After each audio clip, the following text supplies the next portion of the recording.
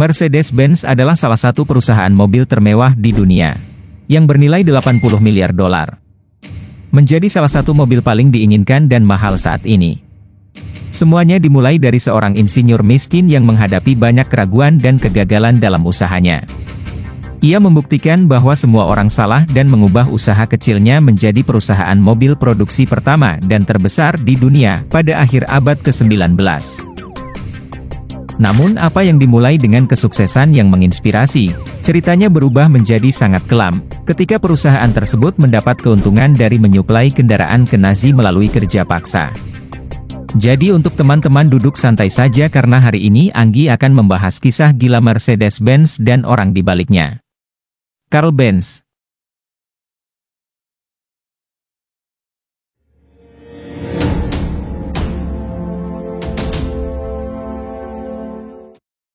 Carl Benz lahir pada November 1844 di kota Mühlberg, Jerman. Carl Benz lahir di keluarga yang kurang mampu, ayahnya adalah seorang pengemudi lokomotif yang nyaris tidak mampu menghidupi keluarganya. Namun ketika Carl berusia 2 tahun, ayahnya meninggal dunia. Dia dan ibunya diselat keuangan yang mengerikan, tentu saja masa kecil Benz tidak mudah. Meskipun hidup dalam kemiskinan dan tidur dengan perut kosong, ibunya melakukan segala yang dia bisa untuk memastikan putranya mendapatkan pendidikan yang baik. Berkat ibunya, Carl mampu bersekolah dan menunjukkan tanda-tanda kecemerlangan pada usia yang sangat muda, terutama dalam bidang kimia dan mekanik. Pada saat dia berusia 15 tahun Carl memutuskan untuk mengikuti jejak ayahnya dan lulus ujian masuk untuk teknik mesin di Universitas Karlsruhe, di mana dia bertemu dengan seorang guru yang pada akhirnya akan memainkan peran besar dalam hidupnya. Ferdinand Rettenbacher. Rettenbacher dianggap tokoh utama yang mengubah teknik mesin dari profesi berbasis bengkel menjadi ilmu teknik di Jerman, dan sangat percaya bahwa mesin uap yang paling banyak digunakan, karena kereta api dan perahu saat itu dengan cepat menjadi bagian dari masa lalu. Di bawah pengajarannya, minat Benz pada kereta tanpa kuda benar-benar mulai berkembang. Dia mulai mengutak-ngatik sepedanya dan bereksperimen dengan cara-cara yang memungkinkan untuk menciptakan sesuatu. Kendaraan bermotor pada saat itu banyak insinyur dan penemu telah mencoba untuk menciptakan mobil pertama, dan meskipun beberapa dari mereka berhasil membuat kendaraan self-propelled, penemuan awal ini tidak sepenuhnya praktis. Namun Carl memperhatikan bahwa sebagian kendaraan awal ini didasarkan pada teknologi uap dan di bawah bimbingan Profesor Rettenbacher, dia segera menyadari perlunya konsep yang sama sekali berbeda. Banyak orang menertawakan visinya. Dia selalu percaya bahwa tidak ada yang tak mungkin, hanya membutuhkan sedikit waktu lagi untuk membuktikannya. Sehingga setelah lulus dari Karlsruhe, pada usia 19 tahun, Benz menghabiskan 7 tahun berikutnya mengerjakan beberapa pekerjaan teknik dan konstruksi. Dia menggunakan semua yang dia pelajari untuk memulai usahanya sendiri pada tahun 1871. Pada usia 27 tahun, Carl bermitra dengan seorang mekanik bernama August Ritter. Dan bersama-sama mereka mulai beroperasi di pengecoran besi dan bengkel mekanik di Mannheim. Pada saat yang sama, Benz terus mengerjakan proyek sampingannya mencoba mengembangkan Cariage bermotor sehingga memiliki mitra untuk membantunya menjalankan bisnis tampaknya penting. Tetapi sayangnya bagi Carl, mitra bisnisnya berubah menjadi tidak dapat diandalkan dan setelah peralatan mereka disita oleh pihak berwenang setempat, perusahaan mereka mengalami kesulitan besar selama tahun pertama.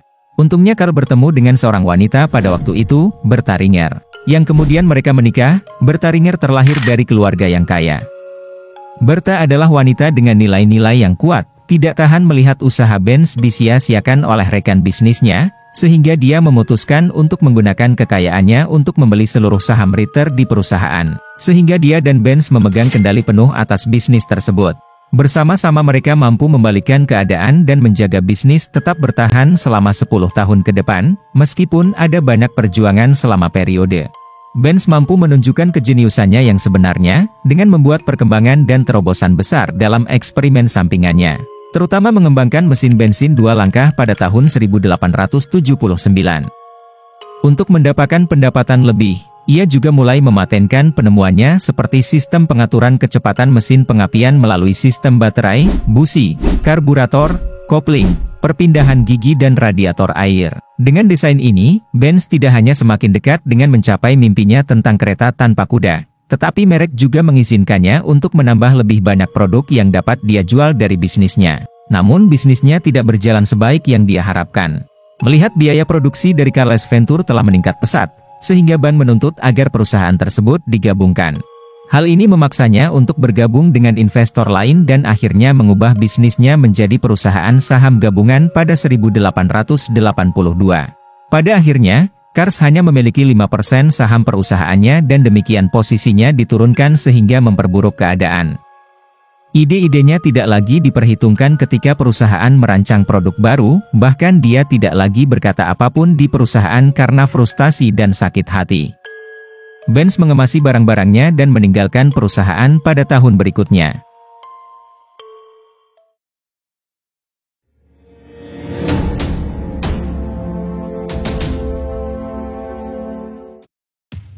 Meninggalkan perusahaannya merupakan hal yang sulit, pukulan bagi Benz, tetapi kekecewaan itu membuatnya semakin bertekad untuk sukses.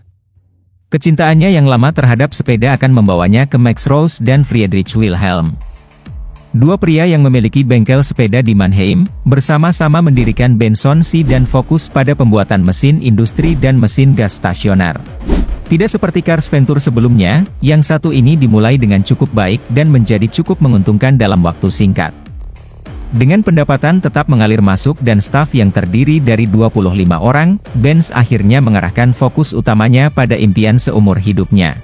Membangun sebuah mobil menggunakan mesin gasnya, alih-alih sekedar menambahkan motor ke gerbong, Benz membangun gerbong di sekitar motor dan menggunakan teknologi serupa dengan sepeda. Ia membuat apa yang oleh banyak orang dianggap sebagai mobil sejati pertama pada tahun 1885. Kereta motor paten Benz, kendaraan dua tempat duduk ini menggunakan 3 roda kawat membentuk sepeda roda 3 dan digerakkan oleh motor bensin 4 langkah.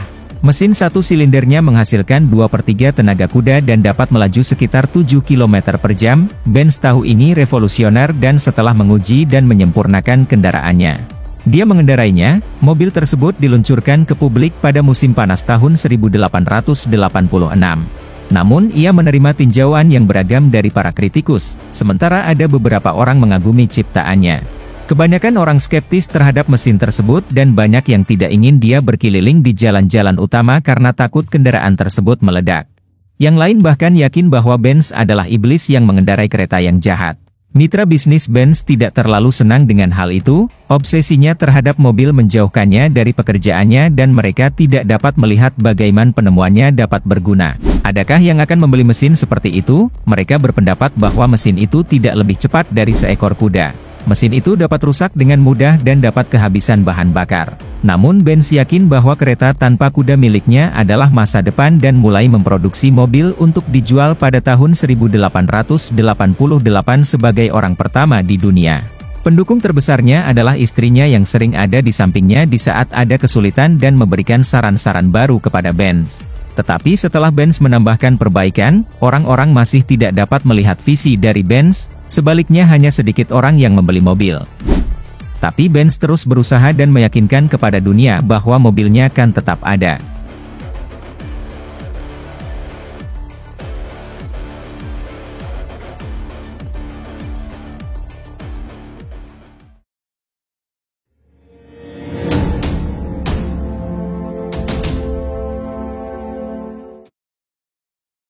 Suatu pagi di musim panas pada tahun 1888, Bertha Benz bangun lagi pagi sekali ketika Benz masih di tempat tidur dan masuk ke dalam mobil suaminya untuk memulai salah satu perjalanan penting dalam sejarah otomotif. Dia membawa kedua putranya dan bernangkai mengunjungi ibunya di Pforzheim yang berjarak 66 km jauhnya dari Mannheim. Bertha tidak memberitahu suaminya atau polisi tentang rencananya, karena jika mereka tahu, mereka tidak akan membiarkannya pada saat tidak ada mobil atau kereta bermotor yang pernah melakukan perjalanan sejauh itu.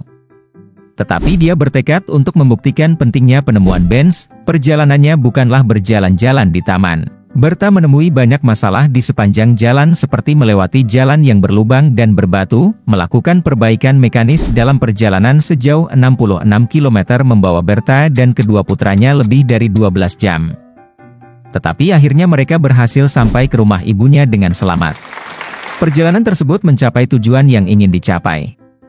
Berta ingin membuat orang memperhatikan mobil adalah hal besar berikutnya dengan motor wagen. Benz menjadi topik perbincangan dan menarik publisitas besar.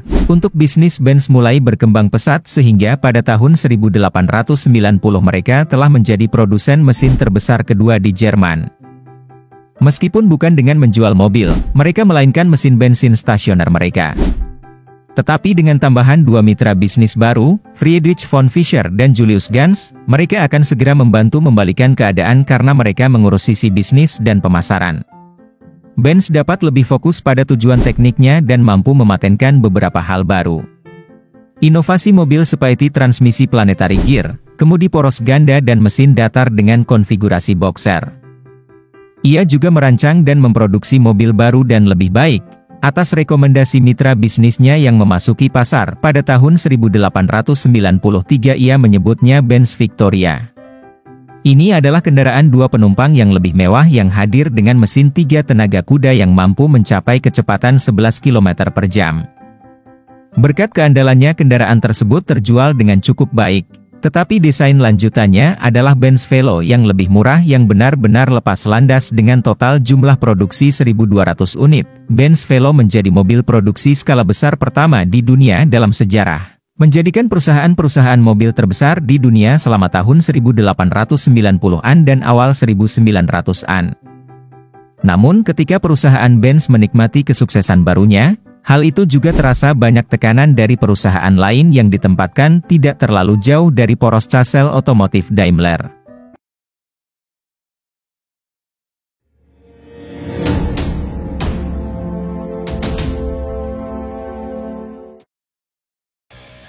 Daimler Otomotif dipimpin oleh Gottlieb Daimler dan Wilhelm Maybach.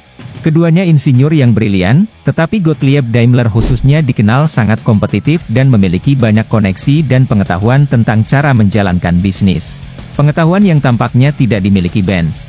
Mobil Daimler pertama yang dijual secara komersial muncul pada tahun 1892, 2 tahun kemudian mereka menindaklanjutkan dengan mobil 2 silinder dan pada tahun 1897 mereka memperkenalkan model mesin depan pertama mereka, Daimler Phoenix.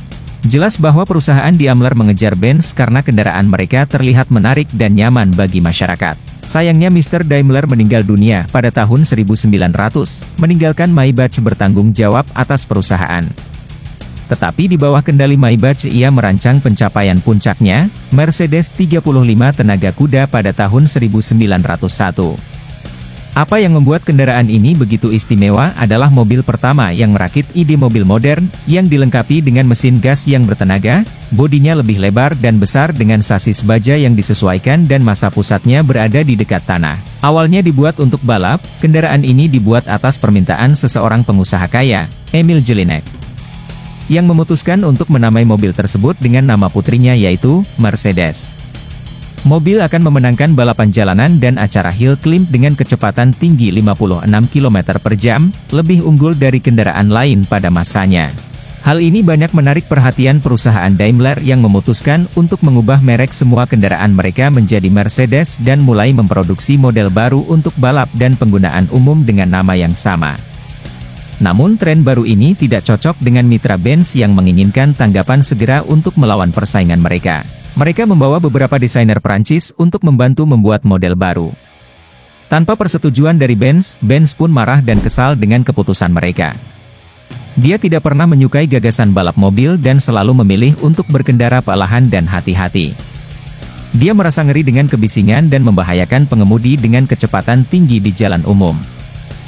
Mobil yang dibangun oleh timnya juga tidak berhasil dan ini menjadi kerugian bagi perusahaan Benz yang mengalami krisis lebih lanjut antara tahun 1903 dan 1904. Benz yang marah dan kecewa memutuskan untuk meninggal perusahaannya sambil tetap menjadi dewan direksi. Pada akhirnya dia setuju untuk mengizinkan mobilnya untuk balapan dan akhirnya kesuksesan balap inilah yang akhirnya menyelamatkan perusahaannya. Pada tahun 1908 Benz memiliki mobil balap berkekuatan 120 tenaga kuda, monster yang melaju dari Leningrad ke Moskow dalam balap setengah jam dengan kecepatan rata-rata 50 km per jam. Yang merupakan suatu prestasi yang luar biasa mengingat betapa primitifnya trek pada saat itu. Namun kesuksesan ini berumur pendek. Pecahnya perang mengguncang kehidupan semua orang serta ekonomi global setelah kekalahan Jerman dalam Perang Dunia Pertama. Negara tersebut mengalami resesi ekonomi dan kedua perusahaan Daimler dan Benz akhirnya berjuang keras untuk memperkuat kemungkinan kelangsungan hidup. Mereka mengesampingkan persaingan dan menandatangani perjanjian pada tahun 1924 di mana mereka setuju untuk menggabungkan upaya produksi dan pemasaran sambil tetap mempertahankan nama masing-masing, untuk menghemat biaya. Tetapi perjanjian ini hanya bertahan selama 2 tahun, karena perekonomian Jerman memburuk dan kedua perusahaan tersebut terpuruk. Dipaksa bergabung sepenuhnya pada tahun 1926, menciptakan perusahaan baru yang bernama Daimler-Benz. Di bawah Daimler-Benz perusahaan mengganti nama kendaraan mereka menjadi Mercedes-Benz dan merilis beberapa model yang mengesankan. Pada akhir tahun 1920-an, seperti Mercedes-Benz tipe 639 dan model SS dan SSK. Salah satu dari mereka insinyur terbaik dan tercerdas yang membantu mengembangkan kendaraan ini adalah Ferdinand Porsche, yang namanya kemudian menjadi cukup terkenal di industri mobil. Sedangkan Benz, dia total berada Dewan Direksi Daimler-Benz dapat melihat kesuksesan mobilnya betapa sejauh ini industri otomotif telah mencapai masa hidupnya. Carl Benz meninggal hanya beberapa tahun setelah merger perusahaan pada bulan April 1929 pada usia 84 tahun. Setelah kematiannya, perusahaan terus berkembang dalam ukuran dan kekuatan, menjadi salah satu mobil dengan performa terbaik. Pembuat kebijakan di dunia, tetapi mereka menikmati tahun-tahun terbaiknya.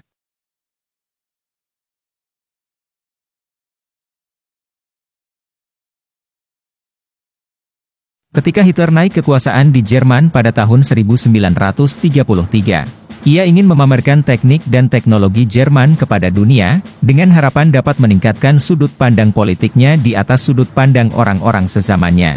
Dia memutuskan untuk membuat dunia terkesan dengan memamerkan mobil-mobil Jerman di motorsport internasional. Dia memberikan subsidi besar kepada Daimler-Benz untuk terlibat dalam balapan Grand Prix. Daimler-Benz melakukannya dan fakta itu menjadi jelas di arena pacuan kuda dari tahun 1934 hingga 1939. Mercedes-Benz mendominasi balapan Grand Prix dengan kecepatan 200 km per jam, model W24 dan W125. Namun mereka juga ditantang oleh saingan-saingan baru yaitu Auto Union. Produsen mobil lainnya yang disponsori oleh Country Auto Union, mereka sendiri juga meraih kesuksesan yang sama dalam periode yang sama, 25 balapan dari tahun 1935 hingga 1937. Kesuksesan ini menempatkan Jerman di puncak dunia dengan acara olahraga motor khususnya Mercedes-Benz, yang bahkan menjadi merek mobil pilihan Hitler. Sebenarnya mobil yang sering dilihatnya adalah Mercedes-Benz 770, sebuah kendaraan mewah, berukuran besar yang terutama digunakan oleh politisi tingkat tinggi Nazi dan pejabat poros lainnya. Namun dengan pecahnya Perang Dunia Kedua pada tahun 1939, perusahaan Daimler-Benz mereka segera menghadapi bahaya serius karena permintaan akan mobil penumpang sipil menjadi langka. Mereka mulai memproduksi kendaraan militer, kapal selam, tank dan mesin pesawat untuk militer Nazi. Bidang bisnis terbesar mereka adalah truk militer yang mampu mengangkut 3-6,5 ton perbekalan. 1942 mereka berhenti memproduksi mobil umum karena semua sumber daya mereka diarahkan untuk upaya perang dan ketika perang meningkat, staf baru diperlukan untuk menangani peningkatan produksi persenjataan karena seluruh tenaga kerja sekarang berperang di garis depan. Daimler-Benz mulai merekrut perempuan secara berurutan, untuk memenuhi volume unit yang dibutuhkan. Namun jumlah ini masih belum cukup untuk memenuhi permintaan, sehingga perusahaan terpaksa menggunakan kerja paksa. Para tawanan perang ini menculik warga sipil dan tahanan dari kamp konsentrasi ditempatkan di dekat pabrik dan dipaksa bekerja berjam-jam, di bawah tekanan besar dari Jerman. Sebagian besar pekerja ini berasal dari Eropa Timur yang ditahan di kamp-kamp barak dengan lingkungan yang buruk seperti penjara. Sementara para tahanan di kamp konsentrasi diawasi oleh SS dan kondisi kehidupan mereka yang tidak manusiawi. Banyak orang meninggal di kamp-kamp ini karena kekurangan gizi yang parah, penganiayaan atau bahkan penyiksaan dan pada tahun 1944 hampir setengah dari 63.000 karyawan Daimler-Benz menjadi pekerja paksa ketika perang berakhir pada tahun 1945. Perusahaan mendapatkan pukulan besar karena perjanjian Potsdam. Seluruh aset Jerman di luar negeri disita dan digunakan pembayaran reparasi. Hal ini menyebabkan Daimler-Benz kehilangan semua anak perusahaannya di luar negeri. Afiliasi dan cabang mereka dikembalikan ke pabrik mereka sendiri di negara asal mereka. Dengan kata lain, mereka harus memulai dari awal dan membangun kembali diri mereka sendiri. Daimler-Benz kemudian direstrukturisasi dan harus melakukan denoksifikasi pada perusahaan mereka. Karena perubahan drastis ini, perusahaan dapat memperoleh izin produksi dari Otoritas Pendudukan Amerika pada tahun 1946 meskipun pabrik mereka mengalami kerusakan akibat bom yang parah. Mercedes-Benz masih memiliki keuntungan memiliki pabrik sendiri seperti banyak pesaing lainnya seperti BMW atau Adler. Kehilangan pandangan ketika mereka tiba di wilayah Soviet. Perusahaan Mercedes-Benz kemudian memfokuskan upaya mereka pada produksi ambulan, kendaraan patroli polisi, dan van pengiriman. Berdasarkan model 170V, mereka menggunakan salah satu pabrik mereka sebagai fasilitas perbaikan transportasi militer Amerika Serikat pada tahun 1947.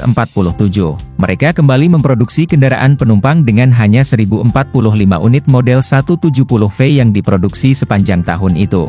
Tetapi bahkan dalam kondisi yang kurang ideal ini Daimler-Benz masih berhasil menghasilkan keuntungan hanya 1 tahun kemudian pada tahun 1950-an Mercedes-Benz mampu memperoleh kembali banyak keuntungan. Pengaruhnya membuat comeback yang kuat di acara-acara motorsport serta mencapai penjualan yang sukses di seluruh dunia sehingga pada tahun 1954, perusahaan tersebut telah memperoleh keuntungan lebih dari $1 miliar selama bertahun-tahun. Mercedes-Benz telah sepenuhnya mengubah citra mereka dan telah menjadi salah satu mobil paling berharga merek di dunia.